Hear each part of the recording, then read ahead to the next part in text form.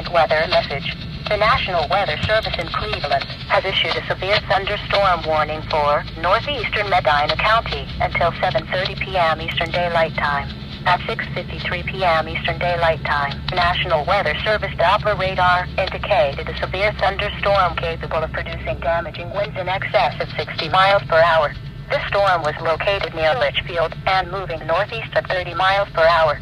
Locations impacted include Brunswick. This is a dangerous storm. Seek shelter inside now and stay away from windows.